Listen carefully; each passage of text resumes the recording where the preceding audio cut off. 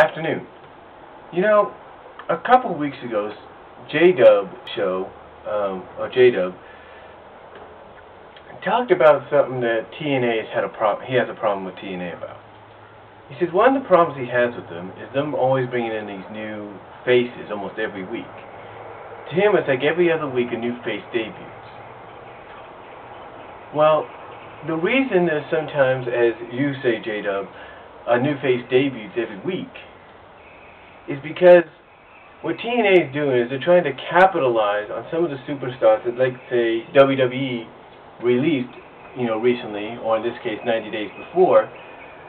And basically what they do is they capitalize on that by saying, hey, look, we're bringing in your superstars that have a lot of potentials, and we're going to give them the opportunities you never gave them. And that's what they've done, for the past, since their existence. They bring in all these guys that, let's say, WWE lets go, or fires, or whatever, and they say, hey, we're going to give them opportunities you never gave them. Like, let's take Raven, for example. True, it may have taken him about 3 years basically about 3 years, or 2 years in this case, to finally become NWA champion, or TNA champion, or whatever you want to call him. But WWE, at least they pushed him. At least they gave him a storyline that said, this is his destiny. His destiny is to become champion, and eventually he's going to achieve that destiny. And guess what? That happens back in 2005. Right? Right. So that's basically what WWE is doing. They're basically capitalizing on all these young superstars, or superstars that have a lot of potential and have proven that in the past, and say, hey, look, we're giving them the opportunities you wouldn't give them. And it's the same with the young talent. Same with the young talent that you see on the independent scene.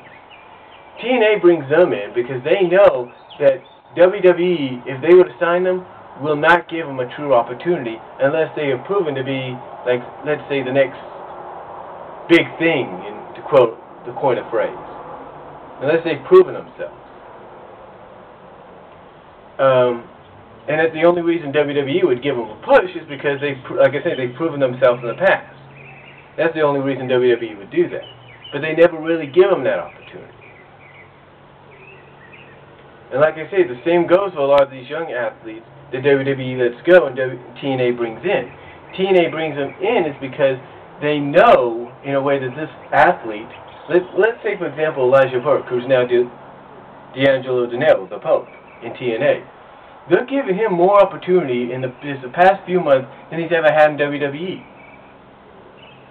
So to say that they're not giving him that opportunity, who needs to spread his wings? Hell, they gave him an opportunity right off the bat in his debut to become the #1 contender to the X Division title. How many companies say you could do that? WWE only did it, twice with Carlito, but they did it, actually once with Carlito. His first match in WWE, he became United States champion. Big whoop. TNA does it constantly. And that's a good thing for them. Yes, they do make mistakes. Yes, I will admit TNA does make mistakes when they bring in certain men and women that have had problems in the past. Let's take, for example, one of the more recent signings, Lacey Von Erich.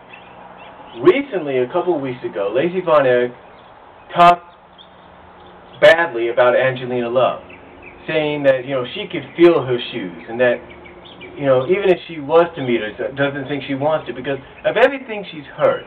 And then she goes on to say, hey, after TNA says, hey, you got to apologize for what you just did, or what you just said, she goes on to tell the Herald, hey, don't believe the rumors.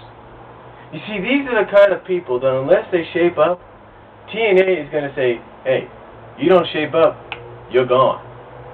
Because according to some sources, Lacey Von Erich is acting like she owns TNA, like TNA revolves around her, and she's just been there a couple of weeks.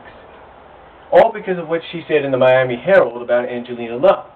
And of course the fact that she's had a reputation when she was in WWE developmental territory, or in the WWE as part of the developmental territory, has had a reputation of, being lazy and acting like she's better than everyone else because she's the daughter of the late Kerry Von Erich. And it's not just, you know, with someone like Lacey. It's also, you take a look at someone like Booker T. According to numerous sources, Booker T is known in the TNA locker room as one of the most selfish, self-centered wrestlers they have. Someone that's not all for the youth movement. In other words, he's not all for the fact that he's got to go to you know, he'll have to go to the ring someday and basically get his ass beat by a younger athlete and basically pass the torch to them. He's not for that because he still feels he's got something left. And there are probably other, you know, veterans, legends in TNA that feel the same way. But, as we know, and Jaydub, you have to agree with me on this, what Dixie Carter is doing with this youth movement is she's saying, hey, you don't want to help these young guys get over? You don't want to help them become the next big thing in this business? Then we don't need you. You know, here's your walking papers, go. That's the good thing about what TNA is doing now. And I think it even applies to the younger athletes, like, say, a Lacey Von Erich. She don't shape up, she'll be gone. And if what people saw from her comments and everything, and then what other former divas and knockouts are saying about her, then I would not be surprised that before this year's out, she's gone. But I don't think so, though. I mean, heck, according to certain spoilers, in the first 2 matches, she barely does anything. She doesn't even get in the ring. You know, I don't know if it's because TNA knows she's not that experienced or what.